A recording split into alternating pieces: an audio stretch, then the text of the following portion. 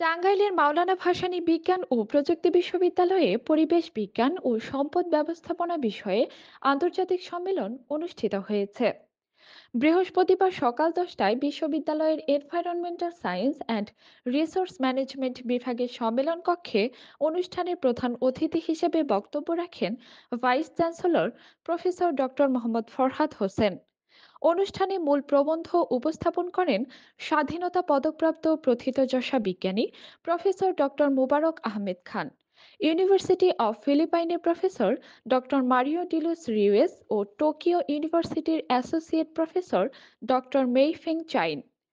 বিশেষ অতিথি হিসেবে বক্তব্য রাখেন বিশ্ববিদ্যালয়ের pro vice chancellor professor doctor ARM সোলাইমান, treasurer professor doctor Mohammad Sirajul Islam ও লাইফ সায়েন্স অনুষদের dean professor doctor Mohammad Omar Faruk.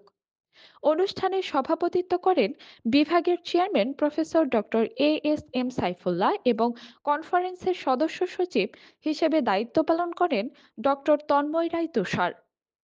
সম্মেলনে দেশি বিদেশি গবেষকগণ তাদের 107টি গবেষণাপত্র উপস্থাপন করেন।